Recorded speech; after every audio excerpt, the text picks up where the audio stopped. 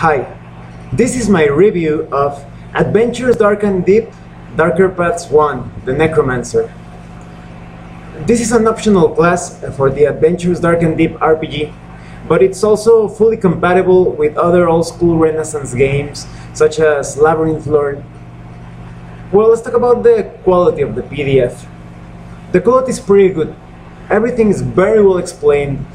You have some awesome illustrations, very thematic, and a lot of them seem like they came out of some sort of occult source book. So everything is quite creepy and gloomy, and in accordance with the theme of the Necromancer, which is a character class that has to do with controlling the undead and dealing with all sorts of creepy, ghastly creatures.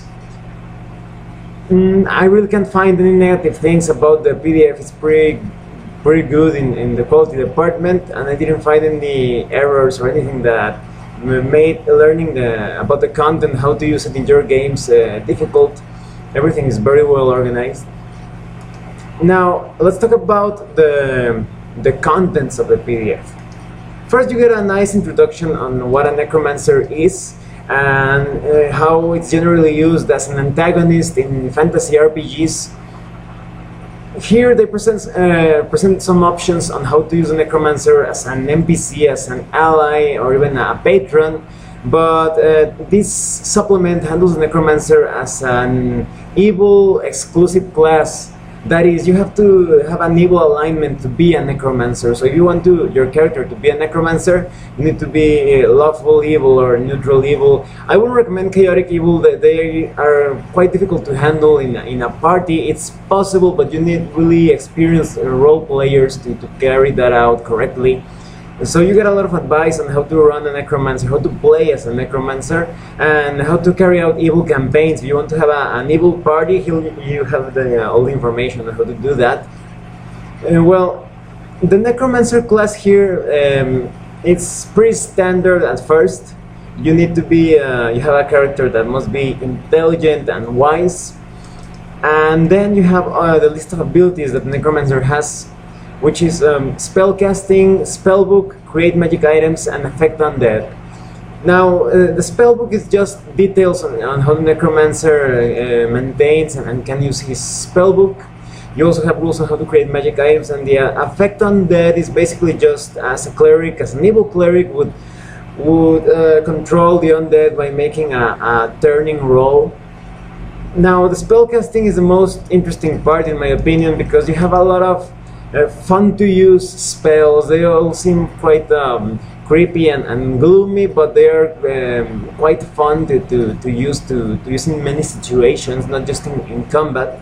So for example, in the macabre cantrips category, you have Chattering Skull, Death Rattle, Detect Bones, Embalm.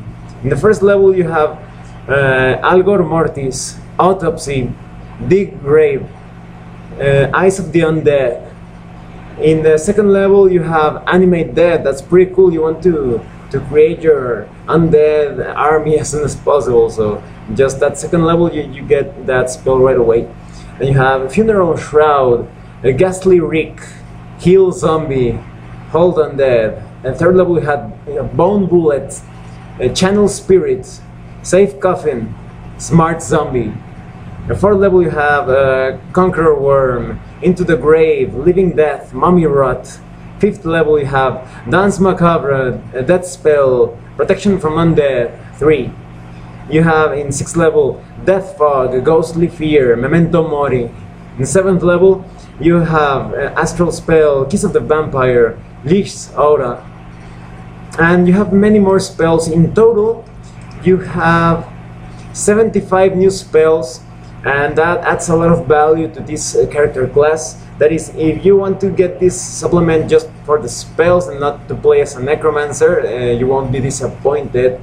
And that's basically it. It's a simple but fun class to use in Adventures Dark and Deep or in other old school Renaissance games. Now let me tell you what I think of this particular class. It's simple and it's fun, and you don't need anything more than that in this type of games. So I highly recommend this. Even if you're not going to play as a Necromancer, you can use a very interesting Necromancer villain in your games. I'm actually a fan of Necromancers. I've mentioned it in my other reviews. I like them in all sorts of RPGs. They bring a really interesting element of gloom and doom, so to speak, and they're quite mysterious, and they're quite fun to use. Everybody usually likes to have an army of skeletons and zombies to help them in their adventures, and sometimes, not all in all the cases, but sometimes they serve as a sort of like a solo class, or to fill out a party that has just 3 or 2 players, because you have all those undead to trigger traps and to serve as cannon fodder. So I highly recommend that you get this optional class. If you play Adventures Dark and Deep, or if you play other old school Renaissance games, you should get this. Well, thanks for watching my review. If you have any comments or questions, please let me know. See you later.